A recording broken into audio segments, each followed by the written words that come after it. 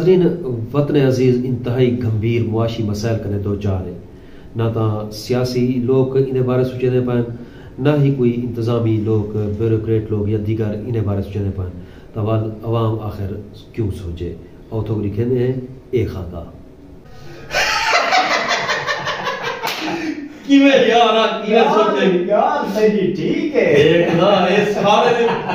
इसे दौर इसे खिलगाल के है जिया जिया बहुत बड़ी गाल है वक्त के जिया ये साडा हक्का बिरा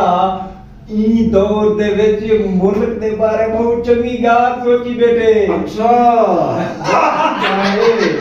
मुल्क को सारे 12 नी तो कड्डी बैठे ते मुल्क दी ओ केरी बनाए मुश यार अच्छा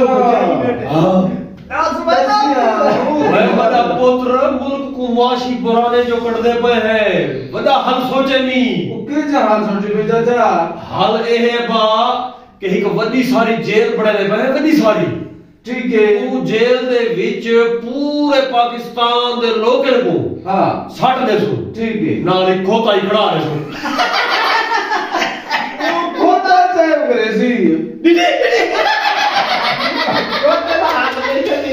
मैं तो गुआया था ए पाकिस्तान दे कौम है ना लोग जेरे ए लोग लोगों दे बारे सोचे सन खोते